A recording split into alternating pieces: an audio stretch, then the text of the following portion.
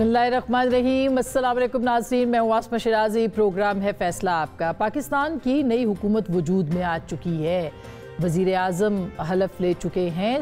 सदर मुमलिकत का इंतखाब होने वाला है और ऐवान सदर नए मेहमान जो हैं वो आसिफ अली ज़रदारी साहब मुमकिना तौर पर होंगे। मगर इस पूरी सूरत हाल में बहुत सारे अहम मसाइल हैं जिसके ऊपर पाकिस्तान को बात करना है। वे फॉरवर्ड क्या है, पेश मंज़र क्या है, मसाइल क्या हैं, बहरान क्या हैं, रियासत किन बहरानों के बीच घिरी हुई है, हमारे जो मुआशी मसाइल हैं, हमारे सियासी मसाइल हैं, हमारे समाजी मसाइल हैं, इन सब के लिए इस वक्त पाकिस्तान की रियासत को चंद बहुत अहम फ़ैसले करने हैं। क्या इस वक्त जबकि बहुत ज़रूरत है और हर तरह का बहरान है, इन्हितात है, पाकिस्तान की रियासत वो फ़ैसले कर सकती है? एक तो ये कि इस्टेब्लिशमेंट का सियासत में किरदार ना हो, ये तो एक पढ़ी लिखी बात है जो कि हमेशा से होती रही है, लेकिन उसके साथ साथ पाकिस्तान के समाज पे क्या क्या असरात मुरतब हुए हैं, पाकिस्तान की सियासत इस वक्त कहाँ पे खड़ी है और सबसे बढ़ के पाकिस्तान की रियासत कहाँ पे खड़ी है, किन बुनियादों पे काम करना है, पाकिस्तान के बैरूनी दुनिया से ताल्लुकात कैसे होंगे, दुनिया हमें किस नज़र से देख रही है, पाकिस्तान की नई हुकूमत किससे क्या रवाबित रखेगी। इस सिलसिले के अंदर हम प्रोग्राम के पहले हिस्से में बात करेंगे जनाब हुसैन हक्कानी साहब से, जबकि अगले हिस्से में पाकिस्तान की मईशत के हवाले से हमारा जो प्रोग्राम होगा वो मिफ्ता इस्माइल साहब के साथ होगा, क्योंकि IMF के पास पाकिस्तान को जाना है और मुआशी बहरान को हल करना है, उसके ऊपर भी बात करेंगे। लेकिन सरेदस्त हमारे साथ मौजूद हैं वाशिंगटन से बराह रास्त जनाब हुसैन हक्कानी साहब, पाकिस्तान के साबिक सफ़ीर हैं, मुसन्निफ़ हैं, कॉलम निगार हैं और पाकिस्तान के हवाले से मेरा ख्याल है उनसे बेहतर कोई नहीं जानता कि इस वक्त हम कहाँ खड़े हैं। अस्सलाम वालेकुम हक्कानी साहब। वालेकुम अस्सलाम आसमा। सर बहुत बहुत शुक्रिया आपने में वक्त दिया है। मैं आपकी चूँकि बहुत सारी किताबें हैं, 3 किताबें तो हैं, मगर एक किताब जिसमें कि ये लिखा है आपने कि 3 बुनियादी सुतून हमारी पॉलिसीज़ के रहे हैं, एक रिलीजियस फंडामेंटलिज्म है या हम उसको एक्सप्लॉइट करते रहे हमेशा से, या फिर ये कि हमने अमेरिका के साथ अलायंस में जाना है, या फिर हिंदुस्तान के साथ हमारी महाजरा ये। तो मैं ये जानना चाहती हूँ कि क्या आपको लगता है कि इस वक्त हमारी जो समाज है उसके मसाइल अलग हैं और रियासत के मसाइल जो हैं वो अलग हैं, हम कहाँ खड़े हैं, डिसीजन ले सकते हैं, फैसला कुन मराहिल हैं या नहीं है? आपने अच्छी तरह से सवाल फ्रेम किया है, मैं इसको थोड़ा सा और वसी करूंगा। हमारे समाज के मसाइल क्या हैं, हमारी रियासत के मसाइल क्या हैं और बाकी दुनिया के मसाइल क्या हैं, इन सब में बहुत बड़ा तफावत पैदा हो गया है। बदकिस्मती ये है कि गुज़िश्ता चंद बरस में पाकिस्तान में जो गुफ्तगू होती है हालात हाज़िरा के ऊपर, वो सारी की सारी इस जैसे टेलीविज़न मज़ाकरों में होती है और उनमें सब बस अपना अपना मौक़िफ़ बयान कर रहे होते हैं, उसमें हक़ाइक़ कम होते हैं और ओपिनियन ज़्यादा होते हैं। अब उसका नतीजा ये है कि पाकिस्तानी कौम को ये पता ही नहीं है कि हम कहाँ खड़े हैं, मुख्तलिफ़ चीज़ों के अंदर हमारी क्या स्टैंडिंग है दुनिया में, और फिर हमारी मईशत का क्या हाल है। तो 2-3 मोटी मोटी बातें। इस वक्त पाकिस्तान 128 अरब डॉलर का मकरूज है। पाकिस्तान की कुल GDP जो है वो तकरीबन 350 अरब है, तो उसका निस्फ के करीब तो आप समझ लीजिए कि हमारा कर्जा है जो हमें अदा करना है। उसमें से 26 अरब डॉलर हमें अगले 1 साल में अदा करने हैं और 78 अरब अगले 2 साल में अदा करने हैं। तो ये वो बड़े बड़े मसाइल हैं जिनका रियासत को सामने है। लेकिन रियासत और समाज अलग नहीं हो सकते, क्योंकि जो फैसले रियासत करेगी उनका असर समाज पे भी पड़ेगा, अफराद पे भी पड़ेगा। कीमतों का बढ़ना घटना, ये सब चीज़ें जो हैं मुतासिर होती हैं हमारे मैक्रो इकोनॉमिक फ्रेमवर्क से। अच्छा, फिर हमारी मैक्रो इकोनॉमिक फ्रेमवर्क जो है उसको बेहतर करने के लिए हमें बैरूनी ममालिक से ताल्लुकात चाहिए, क्योंकि जो ज़र मुबादला है उसके क्या ज़राए हैं, एक तिजारत होता है, एक कर्ज होता है और इमदाद होती है, और तीसरा हमारी रेमिटेंसेस होती है। रेमिटेंसेस भी उसी वक्त बढ़ सकती हैं जब हमारे लोगों के लिए बाहर जाना आसान हो और बाहर से पैसे भेजना मुमकिन हो। तो इसलिए दुनिया हमें किस नज़र से देखती है ये हमारे लिए बहुत ज़्यादा अहम है। लेकिन हमारी अंदरूनी जो गुफ्तगू है पाकिस्तान की, उसमें क्योंकि हमारे लीडर पसंद यही करते हैं कि ताली बजवाने के लिए लोगों को कहें हमें किसी की ज़रूरत नहीं है, हम खुद कर देंगे, हमारे दस्तों बाजू बड़े मजबूत हैं, लोग नारे तकबीर और लगा के खुश हो जाते हैं। तो इस वक्त पाकिस्तान को सबसे ज्यादा जिस चीज की जरूरत है वो ये है कि चीन के साथ अपने ताल्लुकात को मुस्तहकम रखे, अमेरिका के साथ ताल्लुकात को बिगड़ने ना दे और भारत के साथ तिजारत दोबारा से शुरू करे, ताकि उसके नतीजे में पाकिस्तान की माशी सूरत हाल को बिल्कुल। खान साहब, ये बहुत आपने बहुत ज़ाहिर दिलचस्प बात की है। मेरे लिए आपके लिए बात करना बहुत आसान है कि भारत के साथ ताल्लुकात अच्छे रखे जाएं। यूनिपोलर वर्ल्ड हो रही है, उसमें आप सबके साथ एक जैसे मुनासिब ताल्लुकात रखें, लेकिन ज़ाहिर बायपोलर हो रही है रादर। तो आपको ये पाकिस्तान की नई हुकूमत के लिए आसान होगा? क्योंकि ये ऐसे मामलात हैं जिसके ऊपर आप तो कई बरस पहले लिख चुके हैं कि पाकिस्तान की पूरी सियासत इसके गिर्द घूमती है, बल्कि रियासत इसके गिर्द घूमती है। देखिए, रियासत को बाज़ औक़ात मुश्किल फैसले करने पड़ते हैं। सबसे अच्छी बात तो ये होती कि ये कौमी मफाहमत से फैसले हो पाते, ताकि कोई किसी पर इल्ज़ाम ना लगा सकता कि सौदेबाजी कर दी, फलां को बेच दिया, ये कर दिया। हमारी ये भी एक बहुत बड़ी बदकिस्मती है कि बहुत सारे अच्छे फैसलों को भी हम मनफी नज़र से देखना शुरू कर देते हैं और उसके नतीजे में फैसले हो नहीं पाते। तो जब तक हमारे यहाँ सियासी महाज़राई है, तब तक तो इस किस्म के फैसले आसान नहीं होंगे। कौम मुनक़सिम है, कौम में कुतुबियत है, पोलराइजेशन है। इस पोलराइजेशन के अंदर बड़े बड़े फैसले करना तो मुमकिन नहीं। अब सोचिए कि क्या छोटे फैसले हो सकते हैं? वो मुमकिन है। ये मुमकिन है कि IMF के साथ एक प्रोग्राम हो जाए, उस प्रोग्राम की बुनियाद के ऊपर हमारा फौरी तौर के ऊपर जो एक बहरान है वो टल जाए। उसका फिर ये कि शायद भारत के साथ तिजारत खोल ली जाए, कुछ बातचीत शुरू कर दी जाए, या कम से कम सिफारती ताल्लुकात को मामूल पे ले आया जाए, तो वो एक थोड़ी सी टेंशन कम हो जाए। तालिबान के साथ बातचीत को आगे बढ़ाया जाए और उसमें भी कोई इस किस्म का इस्तेहकाम लाया जाए जिसके नतीजे में तालिबान TTP की हिमायत छोड़ दें। ये वो चीज़ें हैं जो मुमकिनात की दुनिया में हैं। लेकिन जब तक कौमी मफाहमत नहीं होगी, जब तक सब लोग एक पेज पर नहीं होंगे, एस्टेब्लिशमेंट, हज़्ब इख्तिलाफ और हज़्ब इक़्तिदार, और सब ये तय नहीं करेंगे कि हम कौम के जज्बात से खेलने की बजाय वो मोटे मोटे फैसले करेंगे, जो बाय द वे सबने अपने दौर में किए हैं। देखिए, जब एस्टेब्लिशमेंट की बराह रास्त हुकूमत थी मुशर्रफ साहब के दौर में, तो उन्होंने भी वही बातें की। भारत से मफाहमत की जाए, अमेरिका के साथ ताल्लुकात को मुस्तहकम किया जाए, चीन के साथ ताल्लुकात को अच्छा किया जाए। फिर इमरान खान साहब की हुकूमत की भी यही बातें थी। नवाज शरीफ साहब की जो हुकूमतें रहीं उनमें भी यही बातें हुई। शहबाज शरीफ साहब की जो 16 महीने की PDM की हुकूमत, तो बातें तो सबको पता है कि क्या करने वाली हैं, लेकिन ये वो वाली कैफियत है जिसमें सबको पता है करना क्या है, कर कोई नहीं पाता। लेकिन सर, गैलरीज से खेला जा रहा है पाकिस्तान के अंदर, तो खास करके बल्कि पूरी दुनिया में आपको पता है कि पॉपुलरिज्म जो है वो इस वक्त ही वो जमहूरियत का लिबादा ओढ़ के इस वक्त आ चुकी है, और उसमें एक नया फैशिज्म भी है, और तालियां बजाने के लिए फैसले होते रहे हैं गैलरीज के साथ खेलने के लिए। क्या इस वक्त जो पाकिस्तान के अंदर सियासत है वो अफोर्ड करेगी अगर इस तरह के सख्त फैसले लिए जाएं? आपको पता है एक तरफ इमरान खान साहब हैं जो कि एंटी अमेरिकनिज्म के ऊपर खेल रहे हैं, बाकी सब चीज़ों के ऊपर। कितना आसान होगा ये सब कुछ?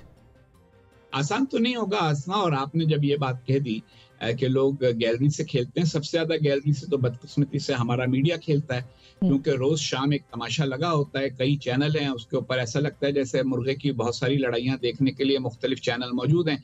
इन दो को लड़वा रहा है, दूसरे दो को लड़वा रहा है। उसके नतीजे में मोटी मोटी बातें तो होती नहीं है। मसलन ये जो मैंने कर्जों के आदाद शुमार बताएं, ये कितनी बार आपके चैनल के ऊपर किसी ने कहे हैं कि लोगों को हिफ्ज हो जाएं, खुदारा हमारे इतने अरब डॉलर के कर्जे हैं, ये हमें अदा करने।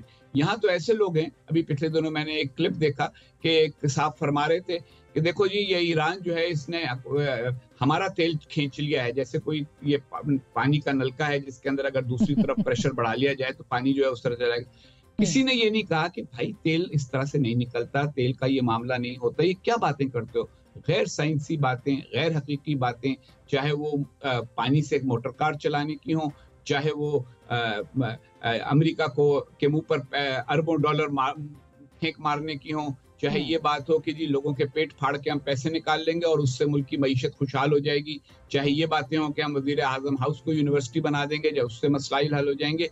ये बातें उस माशरे में जिसमें पॉपुलिज्म, मकबूलियत पसंदी, मैं उसको कहता हूँ कि सिर्फ लोगों से तालियां बजवाना, वो इस कदर राइज हो, वहाँ यकीनन मुश्किल फैसले करना बहुत मुश्किल है, और हमारी अंदरूनी सियासत को दुरुस्त करने के लिए बहुत मेहनत करनी होगी, जो मुझे इस वक्त कोई करता नजर नहीं आ रहा। और इसी सूरत में आपको लगता है कि जमहूरियत का मुस्तकबिल, वैसे तो पूरी दुनिया में ही आपने इंतखाबात के देखा, बांग्लादेश का इलेक्शन हो या ख़ुद अमेरिका के अंदर इस वक्त यही सूरत हाल है यहाँ पे भी, तो ये सब चीज़ें जो है ये किस तरफ लेके जाएंगी? क्या वाकई आपको लगता है कि जमहूरियत नाम की किसी चीज़ का मुस्तकबिल पाकिस्तान जैसे मुल्क के अंदर जो है वो मौजूद है, क्योंकि उसकी नौइयत बदल गई है बिल्कुल? आसमा, जमहूरियत के बारे में कहा जाता था कि जमहूरियत ऐसा निज़ाम है जिसमें the majority gets its say, the majority gets its way, the minority gets its से।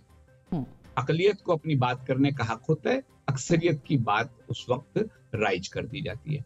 अब बदकिस्मती ये है कि जिस माशरे में सारा तर्ज फिक्र ये हो कि जिंदगी हक और बातिल की लड़ाई है, जिसमें मैं हक हूँ और दूसरा बातिल है, उसमें हिज़्ब इख्तिलाफ में बैठे वाले को उसकी बात करने की इजाजत क्यों दी जाए, और जो हुकूमत में बैठा है अगर उसके पास अक्सरियत भी है तो उसकी राय हम क्यों माने जब वो बातिल है। तो ये जो हक और बातिल का मार्का है, ये तो हमारे माशरे की एक ऐसी मुश्किल है कि इसको हल किए बगैर हम आगे नहीं बढ़ सकेंगे। बाकी दुनिया के बारे में आपने कहा, तो बाकी दुनिया में भी यही है कि बदकिस्मती से पॉपुलिज्म की, देखें, पॉपुलिज्म उस वक्त पैदा होता है जब लोगों में अपने हालात से मायूसी हो, जब लोगों को ये लगे कि हम मसाइल, निज़ाम और सिस्टम हमारे मसाइल हल नहीं कर रहा।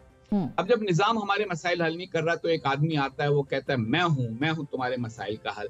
तो लोगों के लिए आसान होता है किसी को मसीहा समझना, किसी को दुनिया से अपना निजात दहिंदा समझना, मगर वो निजात दहिंदा किसी चीज से निजात तो नहीं दिला पाता। अमूमन निजात दहिंदा जो है उन्होंने हमेशा जंगें कराई हैं और उसके बाद कौमों को तबाह किया है। लेकिन इस फरेब से कैसे निकला जाएगा सर? आप तो तारीख के स्टूडेंट हैं। वो आप और हम उसके बारे में बात करेंगे तो लोग गौर करेंगे ना। जो बदकिस्मती है वो ये कि आप और मैं थोड़ी बहुत बात इस पे कर रहे हैं, लेकिन बाकी वक्त तो सारा का सारा हमारा उसी मुर्गों की लड़ाई में गुजरता है ना। मगर उसके बावजूद लोगों को बताया भी तो नहीं जा रहा हकानी साहब, यानी लीडरशिप का काम है ये कि वो बताए कि इस वक्त सूरत हाल क्या है। आसमा, लीडरशिप सिर्फ सियासी लीडरशिप तो नहीं होती, उलमाए दीन भी लीडर हैं, अपनी अपनी मस्जिदों में खिताब करते हैं, आप सब भी लीडर हैं, आप लोग अपने चैनलों के ऊपर बात करते हैं, अखबारों में लिखने वाले भी लीडर हैं, उनकी भी राय लोगों तक पहुंचती है, जो ये इन्फ्लुएंसर्स हैं सोशल मीडिया पे, ये भी लीडर हैं। तो जब कौम में सोचने समझने की रिवायत ही खत्म हो गई है। देखिए, जब मैं छोटा था तो हमारे हर मोहल्ले में किताबों की दुकान हुआ करती थी, अब किताबें ही कोई नहीं पढ़ता, क्योंकि सब ये समझते हैं कि वो जो 140 कैरेक्टर्स का ट्वीट है वही मालूमात का जरिया है, वो जो एक छोटा सा वीडियो क्लिप है जो वो फास्ट फॉरवर्ड करते हैं, किसी को फॉरवर्डेड एज रिसीव्ड, वही दुनिया में मालूमात का जरिया है। उसमें फिर दुश्मन भी जो मुल्क के होते हैं वो बाकायदा इंफॉर्मेशन ऑपरेशंस क्रिएट करते हैं। आपको पता होगा कि उसने बहुत बड़ा इंफॉर्मेशन ऑपरेशन किया जिससे अमेरिका के 2016 के इंतखाबात पे वो असरअंदाज हुआ। उस इंफॉर्मेशन ऑपरेशन में उन्होंने ये किया कि कुछ लोगों को ज्यादा मुतशद्दिद दाएं बाजू का बनाया, कुछ लोगों को ज्यादा मुतशद्दिद बाएं बाजू का बनाया। अपनी ही सोच के लोगों के दायरे में लोग घूमते रहते हैं, फेसबुक पे, ट्विटर पे, आप जिसको फॉलो करते हैं। लेकिन अकान साहब, अब जैसे जी बिल्कुल, जैसे आपने खुद अभी बात की, अब अमेरिका के अंदर भी इलेक्शन वाले हैं, हमारे यहाँ एक दफ़ा फिर ये सोच जो है वो परवान चढ़ रही है कि ट्रंप साहब आ जाएंगे या इंतज़ामिया चेंज हो जाएगी तो पाकिस्तान की हुकूमत जो है वो बदल जाएगी, या एक तरह से ये परसेप्शन जो है वो बनता चला जा रहा है। तो इस नज़र से आप कैसे देखते हैं, क्या वाकई पाकिस्तान के बाइडन एडमिनिस्ट्रेशन या नई आने वाली हुकूमत जो भी हो, अच्छे ताल्लुकात हो सकते हैं, अमेरिका के साथ ताल्लुकात हो सकते हैं आपके ख्याल में? देखिए, अमेरिका तो एक ऐसा मुल्क है कि जिसके अंदर पावर के मल्टीपल सेंटर्स हैं, एक से ज्यादा मराकज़ हैं ताकत के, और उसमें सिर्फ सदर की तब्दीली से मुकम्मल तौर पर फर्क नहीं पड़ता। ये मैंने पिछले दिनों कई दोस्तों को समझाने की कोशिश की है कि सदर आइजनहावर रिपब्लिकन थे, जॉन एफ कैनेडी डेमोक्रेट थे, दोनों की फॉरेन पॉलिसी में कोई बहुत ज्यादा फर्क नहीं था। बिल क्लिंटन डेमोक्रेट थे, George Herbert walker Bush Republican थे, उनकी खारजा पॉलिसी में कोई बहुत ज्यादा फर्क नहीं था। कभी कभी बहुत बड़ा फर्क आता है, लेकिन अमूमन फर्क उतना ज्यादा नहीं होता। मुझे ये तवक्को, और पाकिस्तान इस वक्त अमेरिका की जो तरजीहात की फहरिस्त है उसमें बहुत नीचे है। तो जो मुल्क तरजीहात की फहरिस्त में नीचे होते हैं उनके मामले में पॉलिसी बहुत ज्यादा तब्दील नहीं होती सदर की तब्दीली से। असल मामला होता है मफादात का। अमेरिका के पाकिस्तान के साथ क्या मफादात हैं? जब तक अमेरिका अफगानिस्तान में था, अमेरिका का मफाद था कि अफगानिस्तान में कामयाबी के लिए पाकिस्तान उसका साथ दे। अब अमेरिका का मफाद बहुत महदूद है। अमेरिका को पाकिस्तान में कोई बेस नहीं चाहिए। अमेरिका के पास खलीजी ममालिक के अंदर बेसेस मौजूद हैं, सेंट्रल एशिया में उनको रसाई हासिल है, इंडिया उनके साथ है, तो इसलिए पाकिस्तान अब उनके लिए उस तरह से अहम नहीं रहा जैसे पहले होता था। उनके अब दो मफादात हैं, एक ये कि हमारे एटमी हथियार महफूज रहें और हम किसी और मुल्क को एटमी ताकत बनने में मददगार साबित ना हो, और दूसरा यह है कि चीन के साथ हमारे ताल्लुकात इतने आगे न बढ़ जाएं कि उसके नतीजे में पाकिस्तान एक चीन का एक सब्सिडरी मुल्क बन जाए या झेली मुल्क बन जाए, बल्कि इसमें एक कंटेस्टेशन हो ममालिक के दरमियान असर रसूख की। और ये दो मकासद हासिल करने के लिए वो जो भी पाकिस्तान में हुकूमत होगी उससे बातचीत करेंगे, महदूद मकासद हैं और उनको महदूद तरीके के साथ ही वो पूरा करेंगे। और एक ऐसे इन्वायरमेंट के अंदर जबकि एंटी अमेरिकनिज्म पाकिस्तान के अंदर पूरी तरह से पॉलिटिकली यूज़ किया गया, आपको लगता है कि ये मुमकिन होगा या आने वाली हुकूमत के लिए ये सबसे बड़ा चैलेंज होगा? क्योंकि कोई भी कल 2.5 साल के बाद जो है वो उठ के अमेरिका के ख़िलाफ़ नारा लगाएगा और एक मरतबा फिर वो पॉपुलर हो जाएगा पाकिस्तान के अंदर। तो क्या अमेरिका के पेश नज़र ये चीज़ें भी हैं कि पाकिस्तान का समाज और ज़्यादा एंटी अमेरिकनिज्म की तरफ जा रहा है? मेरा ये ख्याल है कि अमेरिकनों में अब काफ़ी तहकीक के बाद, काफ़ी तज्ज़िये के बाद ये बात उनको समझ में आ गई है कि एंटी अमेरिकनिज्म का अमेरिका की पॉलिसी से कोई ताल्लुक नहीं है। मैं 9 साल का था जब 1965 की जंग हुई, तब भी अमेरिका के झंडे जलाए जा रहे थे पाकिस्तान में, हालांकि पाकिस्तान की मुसल्लह अफवाज उस वक्त अमेरिका के दिए हुए पैटर्न टैंक्स और सेबर तैयारों के साथ जंग लड़ रही थी, लेकिन फिर भी नारेबाजी अमेरिका के खिलाफ ही हो रही थी। तो वो हमारे यहाँ का एक नफ्सियाती मसला है, उसका कोई ताल्लुक हकायक से नहीं होता। अच्छे दिनों में भी हम अमेरिका को बुरा भला कहते हैं, बुरे दिनों में भी अमेरिका को बुरा भला कहते हैं। इसलिए अमेरिकनों को ये बात समझ में आ गई है कि पाकिस्तान में एंटी अमेरिकनिज्म के हवाले से ज़्यादा रद्द अमल दिखाने की उनको ज़रूरत नहीं है। ये उनके पॉलिसी मेकर्स ने काफ़ी हद तक समझ लिया है। तो क्या आप ये समझ लें कि शहबाज हुकूमत को भी तस्लीम कर लिया जाएगा, उनके साथ आगे बढ़ा जाएगा, और ख़ुद शहबाज हुकूमत के लिए कितना मुश्किल होगा अमेरिका और चाइना के बीच ताल्लुकात को बनाना और कायम रखना? जी, आज ईरान के सदर ने वज़ीर-ए-आज़म शहबाज शरीफ को मुबारकबाद दी है। उससे पहले सऊदी अरब, चीन, अमेरिका, भारत, मुत्तहिदा अरब अमारात, तुर्की, भारत, सबके रहनुमा मुबारकबाद दे चुके हैं। देखिए, ये बात समझ लीजिए, ये असल में खारजा पॉलिसी से अदम वाकफियत का नतीजा है कि लोग ये समझते हैं कि किसी मुल्क के इंतखाबात पर तहफ़्फ़ुज़ात का इजहार उस इंतखाब के नतीजे में कायम होने वाली हुकूमत को तस्लीम न करने की बुनियाद बनेगा। आज तक कभी ऐसा हुआ नहीं कि किसी मुल्क में इलेक्शन हुआ हो और उस इलेक्शन के नतीजे को मुस्तरद करके अमेरिका ने कहा और जो हम इसके बाद आने वाली हुकूमत है उसको हम कबूल नहीं करते। तहफ़्फ़ुज़ात का इजहार बहुत सारे लोग करेंगे, कुछ कहेंगे कि तहकीक करा लीजिए, कुछ कहेंगे कि आप अपने जो कानूनी तरीक़ेकार है उसके मुताबिक फैसले कर लीजिए और वही होगा।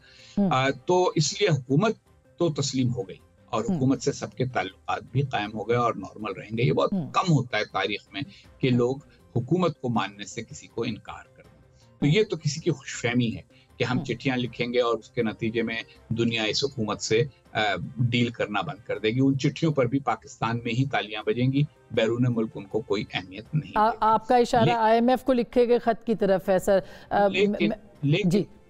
लेकिन इसके बाद ज्यादा अहम बात यह है कि क्या हमारी ऑप्शंस हैं और उन ऑप्शंस को हम किस हद तक एक्सरसाइज कर सकें।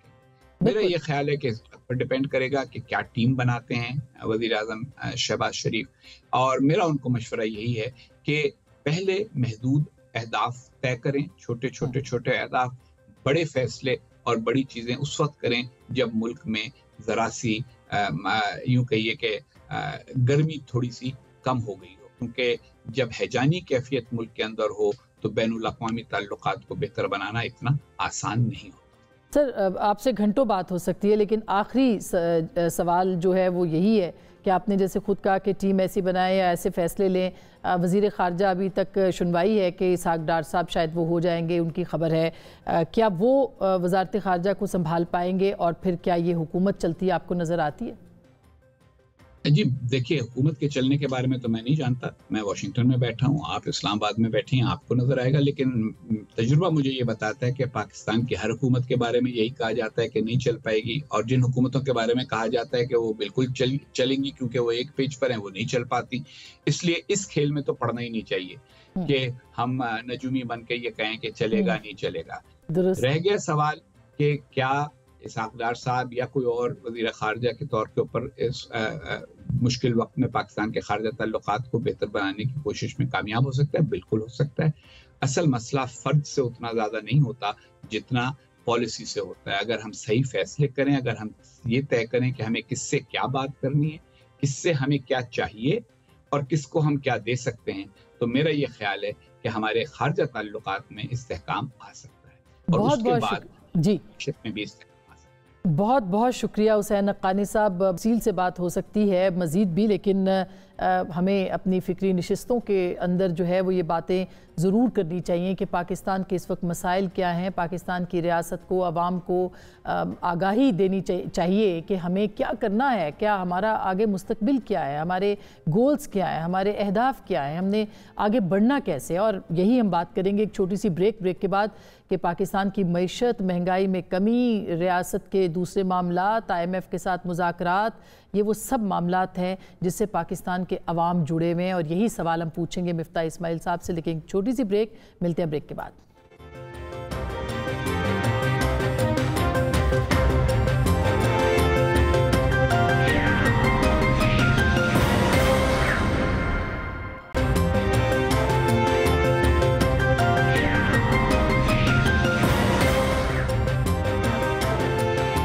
Welcome back. एक दफ़ा फिर आपको खुश आमदीद कहते हैं। पाकिस्तान की मईशत का क्या होगा, महंगाई कम होगी नहीं होगी, नई हुकूमत के लिए सबसे बड़ा चैलेंज क्या है, क्या पाकिस्तान की आवाम को कुछ तवक्कुआत रखनी चाहिए, बैनुल अक़वामी सतह पे क्या होगा, ये सब चीज़ें जो कि ज़ाहिर है इस वक्त बहुत अहम सवालात हैं और पाकिस्तान के आवाम जानना चाहते हैं, सुनना चाहते हैं। डॉक्टर मिफ्ता इस्माइल साहब मेरे साथ मौजूद है, साबिक वज़ीर ख़ज़ाना और मुआशी माहिर हमें ज्वाइन कर रहे हैं।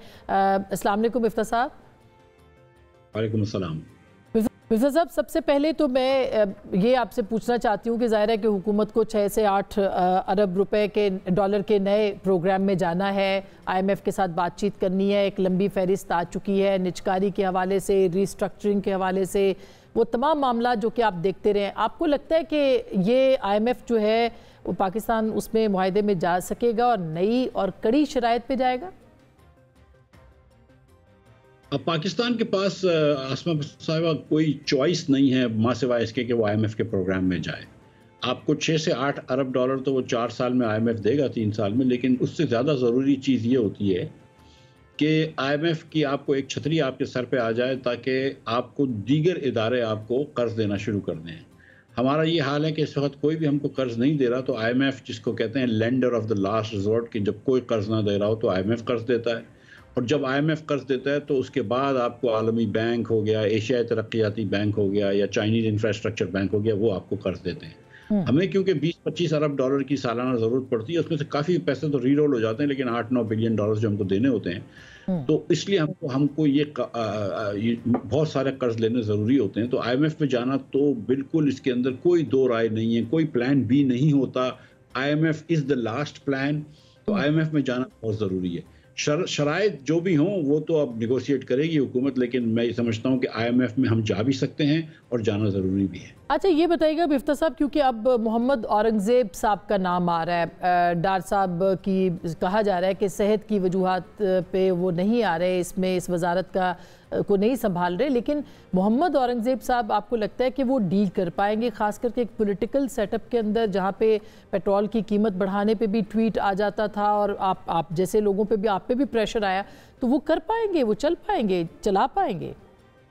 देखिए, मोहम्मद औरंगज़ेब साहब न सिर्फ एक बहुत बड़े पाकिस्तानी बैंक के सदर हैं, बल्कि एक बहुत बड़े दुनिया आलमी बैंक के एक बड़े सीनियर पोजीशन पे रह चुके हैं पाकिस्तान के बाहर बहुत अरसे तक। उससे अलावा वॉर्टन स्कूल से, जहाँ से मैंने PhD करी है, वहाँ से MBA भी करा हुआ है, वहाँ से बैचलर्स भी करा हुआ है, और मैं जितना इनको जानता हूँ तो वो एक आदमी वैसे हैं जो कि बिला खौफ व ख़तर से अपना पॉइंट ऑफ व्यू देते हैं। तो उससे ऐसा नहीं है कि वो उनको आसानी से रोल ओवर कर दिया जाएगा, वो अपनी बात पे खड़े रहना जानते हैं। मैं समझता हूँ, सच्ची बात आपको बताऊँ, कि इस वक्त मोहम्मद औरंगज़ेब जो हैं वो एक बेहतर तरीन या शायद बेहतरीन आदमी हैं जो इस मईशत को नेविगेट कर सकता है। उम्मीद ये की जाएगी कि मोहम्मद औरंगज़ेब को काम करने दिया जाए, उसको थोड़ी स्पेस दी जाए। वो नहीं जिस तरह मेरी टांग रोज़ खींची जाती थी कि सुबह आके कोई फ़ोन कर रहा है 2-4 एंकरों को कि आज इसके ख़िलाफ़ प्रोग्राम कर दो या आज इसके ख़िलाफ़ कोई कॉलम लिख दो। अगर मोहम्मद औरंगज़ेब को ये रूम दिया गया तो इंशाल्लाह मोहम्मद औरंगजेब ये डिलीवर कर सकते हैं। और क्या डिलीवर कर सकेंगे, क्योंकि महंगाई सबसे बड़ा मसला है। आपको लगता है कि जो नई शराइत होंगी वो इतनी सख्त हो सकती हैं कि महंगाई और बढ़ जाए? और अगर बढ़ेगी, वैसे तो मोडीज़ कह रहे हैं कि नहीं 23% तक आ सकती है, मोडीज़ की रिपोर्ट है, लेकिन आपको लगता है कि महंगाई कम हो पाएगी? आसमा भाई देखिए, महंगाई सचमुच कम हो चुकी है। पिछले साल फरवरी में 35% महंगाई थी, इस साल फरवरी में 23% महंगाई है। और पिछले साल जो फरवरी, मार्च, अप्रैल में 4 महीने थे, वो पाकिस्तान में 30-35% से ज़्यादा महंगाई थी, जो पाकिस्तान की तारीख में वाहिद सियाबाब है जो इतनी 4 महीने तक लगातार महंगाई हुई थी। उन ज़माने में अगर आपको पता है कि हम IMF को रोज़ डांटते थे कि न्यूक्लियर वेपन की बात कर रहे हैं और ये इसकी बात कर रहे हैं वगैरह वगैरह। अब महंगाई आपकी ना सिर्फ ईयर ऑन ईयर कम हुई है, लेकिन मंथ ऑन मंथ देखें तो जनवरी के मुकाबले में फरवरी में 0 महंगाई थी। तो इसके बाद हमें अंदाज़ा ये भी लगाना है कि शायद इसके बाद ये इंटरेस्ट रेट्स भी कम होंगे, तो हुकूमत का खसारा भी कम होगा और थोड़ी सी ग्रोथ भी आएगी। लेकिन हुकूमत की अव्वलीन तरजीह यही होनी चाहिए कि महंगाई कम हो, क्योंकि अगर महंगाई तेज़ी से बढ़ती रहेगी तो ख़तरे गुर्बत के नीचे 9 करोड़ लोग ऑलरेडी हैं और मज़ीद चले जाएंगे। और उस महंगाई को कम करने के लिए आपको थोड़ा सा टैक्स नेट वाइड करना पड़ेगा। आपको उन शोबों पे टैक्स लगाना पड़ेगा जिधर अभी तक टैक्स नहीं ले सके। मसलन हमारे खुर्दा फरोश और थोक फरोश लोग हैं, रिटेलर्स और होलसेलर्स, उनसे टैक्स लेना पड़ेगा।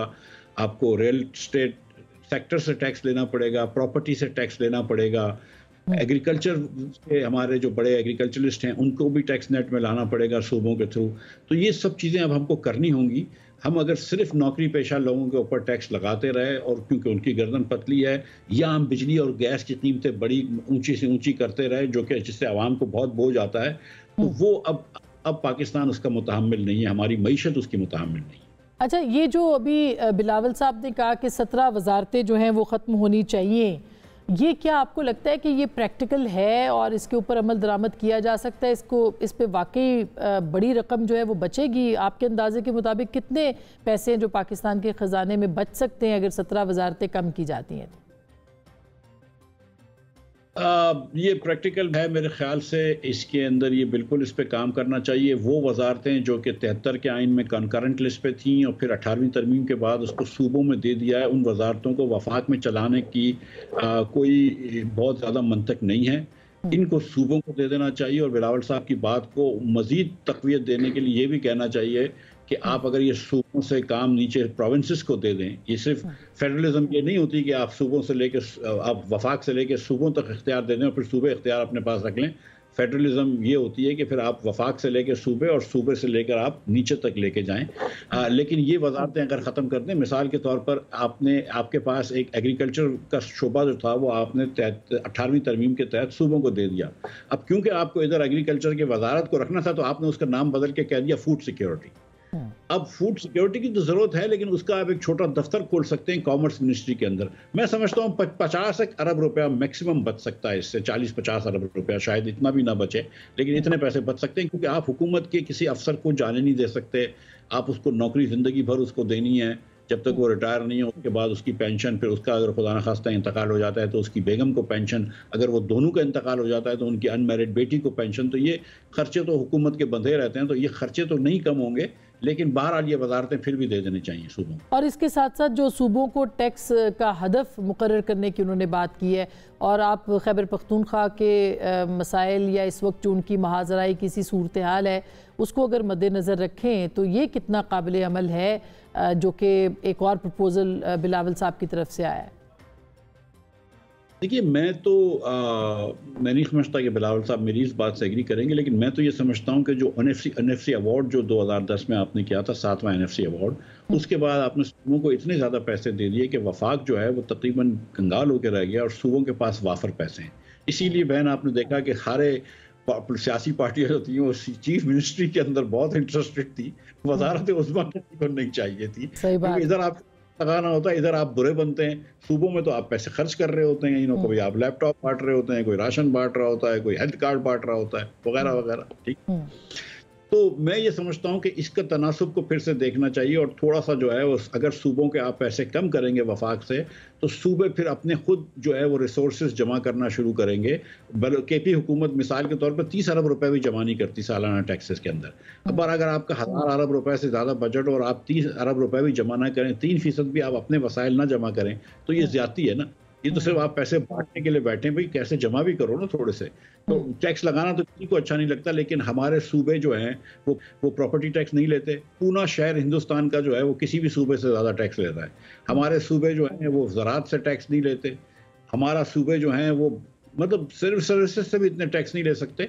तो मैं ये समझता हूँ कि थोड़ा सा सूबों के ऊपर ये बर्डन डालना चाहिए और आप वजारतें उनको दे दें। वो तो दे ही चुके हैं वजारतों को, तो उन्होंने वजारतें खोल ली हैं, फिर वफाक में आप बंद कर लें, थोड़े से पैसे बच जाएंगे, बहुत ज़्यादा नहीं बचेंगे।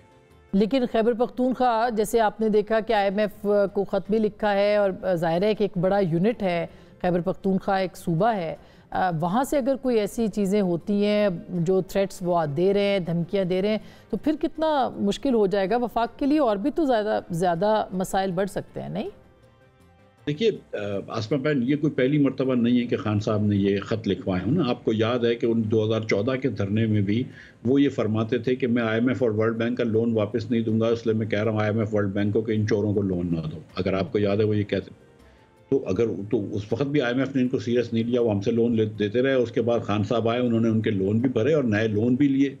और उसके बाद जब ये पिछला हुकूमत थी और मैं वजीर था, तो उस वक्त शौकत तरीन साहब ने और तैमूर जगड़ा साहब ने तो एक लेटर लिखा था IMF को कि जो सूबे से वादा किया था कि जो हमको जो देंगे सरप्लसेस वो नहीं देंगे, तो वो उन्होंने फिर अंडरमाइन करने की कोशिश की थी।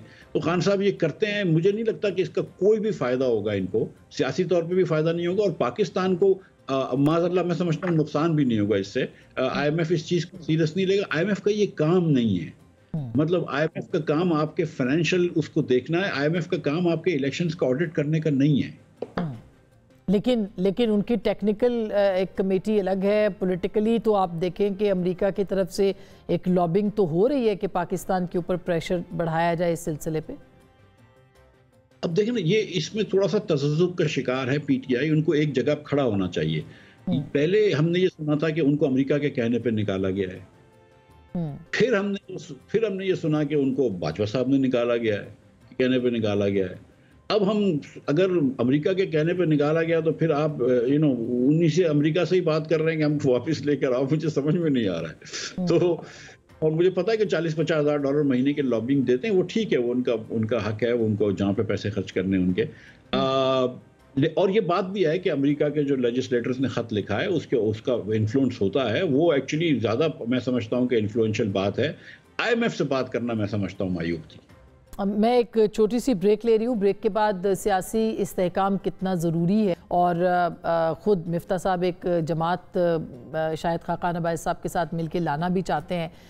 कहा जा रहा है कि बहुत जल्द शायद वो मंजर आम पर आ जाए जमात, तो उसके क्या प्रॉस्पेक्ट्स होंगे, और इसके साथ साथ पाकिस्तान की अच्छी खबरें भी हैं, वो अच्छी खबरें क्या हो सकती हैं, उसके ऊपर भी डॉक्टर साहब से हम पूछेंगे। एक छोटी सी ब्रेक, वापस आते हैं, हमारे साथ रहिएगा।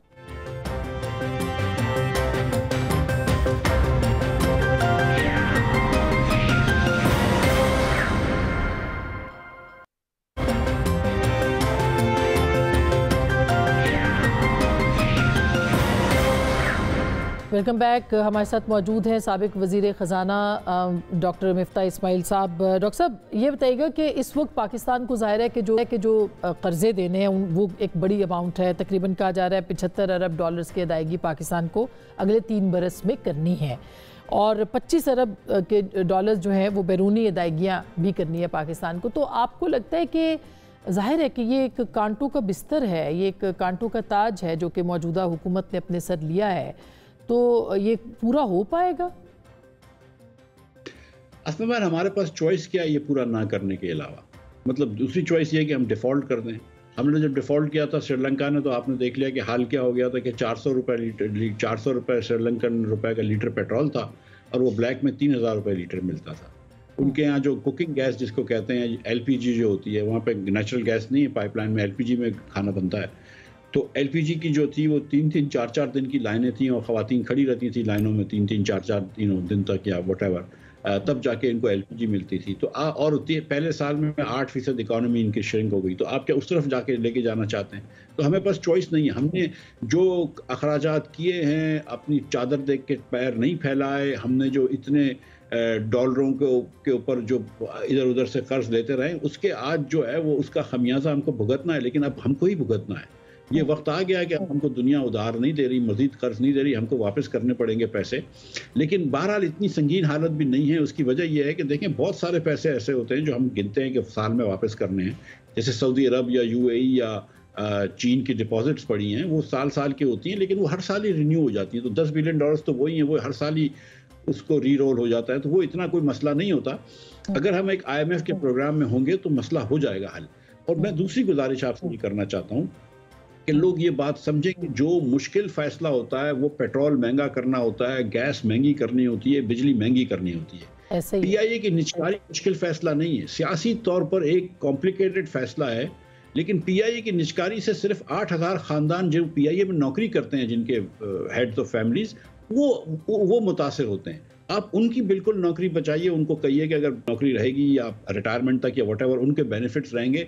या अगर आप लेस्को को प्राइवेटाइज करती हैं या ISCO को प्राइवेटाइज करती हैं, तो लेस्को को प्राइवेटाइज करते हैं, लेट्स से कि 30-40 हज़ार लोग जो लेस्को में नौकरी करते हैं वो अफेक्टेड होते हैं। लेकिन जो 3 करोड़ लोग लेस्को के कैशमेंट एरिया में रहते हैं, उनको तो फायदा होगा, क्योंकि जब चोरी कम हो जाएगी, जब लाइन लॉसेस कम हो जाएंगे, तो उनकी तो बिजली सस्ती होगी।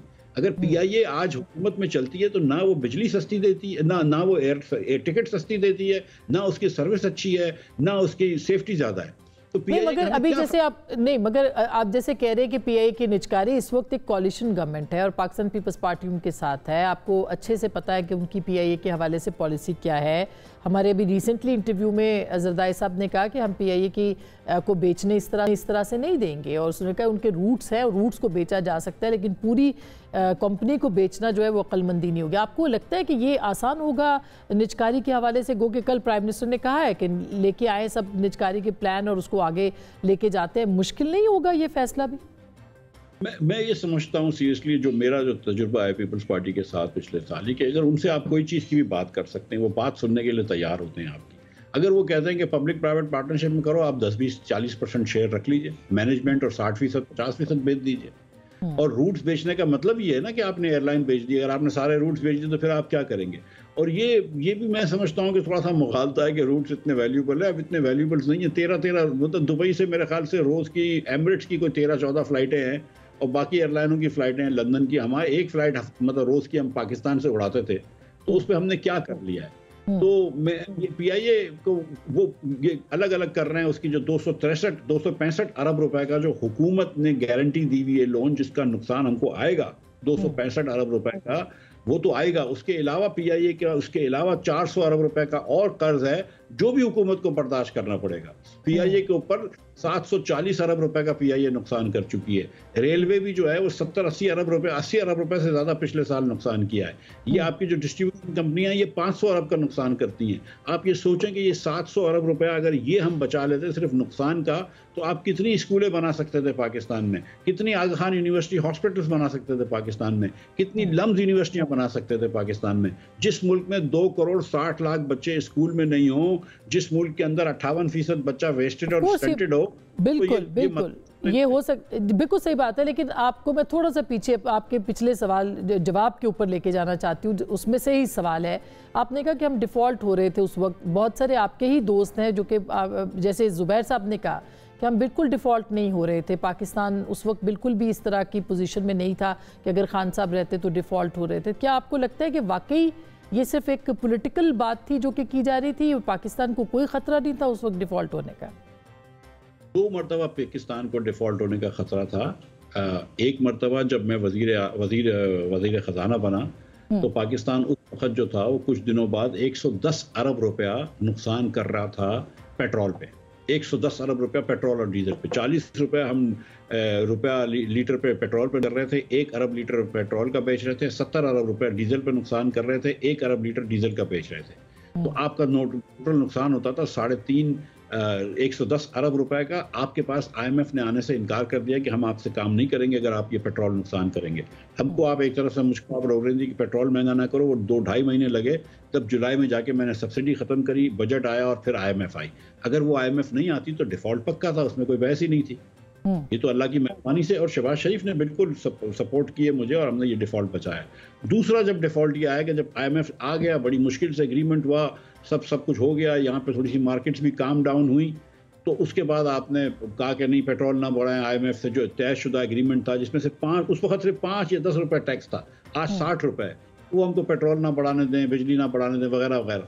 तो फिर जब मुझे निकाल दिया तो IMF से फिर एक मरतबा वो एग्रीमेंट हुआ और IMF को फिर रिव्यू करने आना था, जैसे अब मार्च में रिव्यू करने आना है। तो आप IMF नहीं आई क्योंकि आपने आते साथ ही डॉक्टर साहब ने आते साथ फिर एक 229 रुपए का डॉलर फिक्स कर दिया और फिर वही इंपोर्ट रोक दिया, वगैरह वगैरह, बहुत सारी चीजें हुई।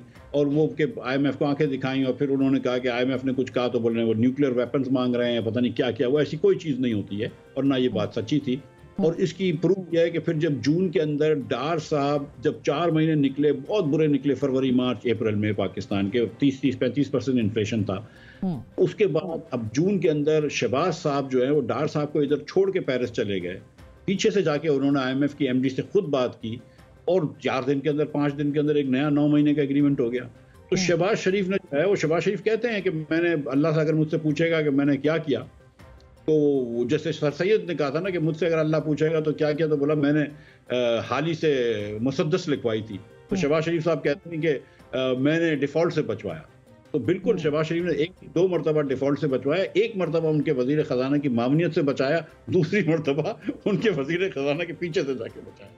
तो इसका तो मतलब ये है कि इस पाकिस्तान वाकई, और हुकूमत भी इसीलिए तब्दील की गई इमरान खान साहब की, उस पर भी कहा जाता है कि नहीं कोई डिफ़ॉल्ट का ख़तरा नहीं था और इसलिए खामखा में वो हुकूमत जो है वो तब्दील करवाई गई इमरान खान साहब की।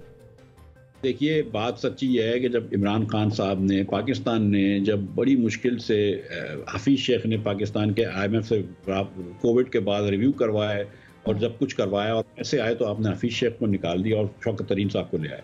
शौकत तरीन साहब ने एक बजट दे दिया जो कि एक्सपेंशनरी बजट था, जो IMF के प्रोग्राम के तहत नहीं था। जब IMF पीछे हट गई, उनको डर लगा तो फौरन भागे गए IMF और नवंबर में उन्होंने फिर मजीद टैक्स लगाए, मिनी बजट दिया और प्रोग्राम में हम आ गए। वो जब नवंबर के अंदर आपने मिनी बजट लगाया और IMF के प्रोग्राम में आ गए तो बोर्ड के अप्रूवल के बाद फरवरी में पैसे आए। फरवरी में पैसे, उसके कुछ 4 दिनों बाद या चंद दिनों बाद इमरान खान साहब ने डिसाइड करा कि जबकि पेट्रोल दुनिया में महंगा था और गैस दुनिया में और डीजल दुनिया में महंगा था और अभी तो जंग शुरू होने लगी थी उसकी, यूक्रेन की। इमरान खान लेटरली डिसाइड कर लिया कि मैं पेट्रोल और डीजल को 150 और 145 रुपए पर रखूंगा और टैक्स भी नहीं लूंगा। और IMF बिल्कुल खफा हो गया। शौकत तरीन साहब बड़े नाराज थे, शुरू में वो रिजाइन देने की बातें कर रहे थे और शौकत तरीन ने उनको IMF से कहा कि यार हम जून से वापस प्राइस कर लेंगे। इमरान खान ने प्राइवेटली इनसे कह दिया था कि बस ये मैं नो कॉन्फिडेंस की मोशन हरा दूं, मैं अप्रैल में वापस टैक्स लगा दूंगा। तो वो इमरान खान को भी पता थी। खतरा था, यानी इसका ऐसा नहीं है कि वो खतरा नहीं था। मेरी बहन, आपको कोई कर्ज नहीं देता मां सिवाय IMF के, ये याद रखिए। IMF के प्रोग्राम में पाकिस्तान नहीं होता तो पाकिस्तान को कोई कर्ज और नहीं देता। हम बहुत ही ज्यादा खस्ता हालत में हैं। हम पाकिस्तानी जो कुछ 1-8% अशराफिया है जिसमें आप भी शामिल हैं, मैं भी शामिल हूँ, वो बड़े अच्छी तरह रहते हैं। लेकिन पाकिस्तान बहुत गरीब मुल्क है। यहाँ पर आप सोचें कि 40% लोग खते गुर्बत से नीचे रहते हैं, यानी कि 3 वक्त की रोटी मुश्किल मिलती है। तो इस गरीब मुल्क को कोई कर्ज नहीं देता, लिहाजा अब बगैर IMF का सर्वाइवल ही नहीं है। तो IMF से साथ काम करना जरूरी है। अच्छा मिफ्ता साहब, चूंकि बहुत बिल्कुल आपने कहा कि जरूरी है और जाहिर है पाकिस्तान उस पर जा भी रहा है, आपको क्या लगता है कितने दौरानिए में या कितनी देर में ये सारे मामला पाकिस्तान की मईशत जो है संभल सकती है अगर इसी तरह से, यानी स्मूथ, यानी सियासी अदम इस्तेहकाम अगर ना हो तो? क्या आपका अंदाजा क्या है सर?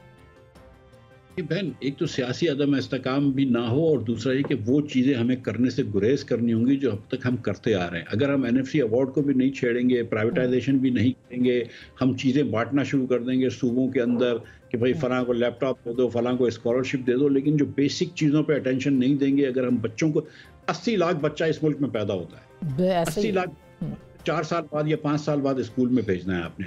आपका 2 करोड़ 62 लाख बच्चा तो आज भी स्कूल के बाहर है, आप उन 80 लाख बच्चों को कैसे स्कूल में भेजेंगी? 40% बच्चा जो है पाकिस्तान का पॉपुलेशन पढ़ नहीं सकता।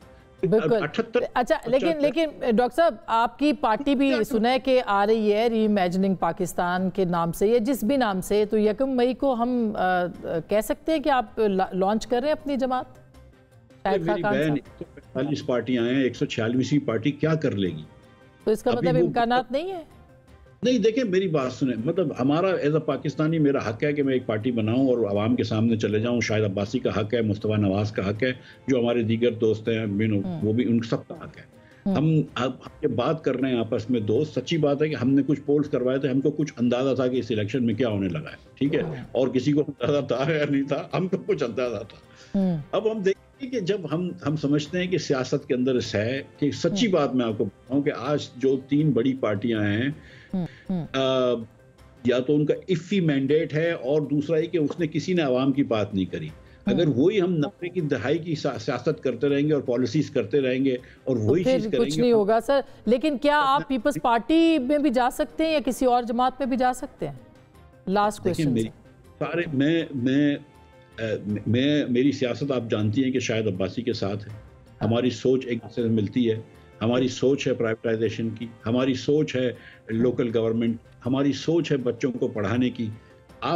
हमारी एक सोच है कि पाकिस्तान को हमको जदीद बनाना है। अगर हम ये समझते हैं कि कोई हमारे साथ मिलता है तो मिले। अच्छा, तो शाहिद अब्बासी साहब के साथ ही आपकी सोच है, जो कि 1 मई को शायद आप अपनी पार्टी लॉन्च करें, जो हम सुन रहे हैं, ऐसा ही है? हो सकता है 2 तारीख को भी कर रहे हैं, मुझे नहीं पता, तारीख का मुझे नहीं सर। बहुत शुक्रिया डॉक्टर साहब, बहुत शुक्रिया। विफ्ता इस्माइल साहब हमसे बात कर रहे हैं और पाकिस्तान की मईशत के हवाले से तफसीली बात कर रहे थे। पुरुमीद है कि चीज़ें ठीक हो सकती हैं, हो रही हैं, होंगी, लेकिन पाकिस्तान को सीरियसली अपनी मईशत के बारे में अब सोचना होगा। हम किसी किस्म के भोंचाल के और अदम इस्तेहकाम के अब मुतामिल नहीं हो सकते। गुफ्तगू आपने सुनी, फैसला आपका।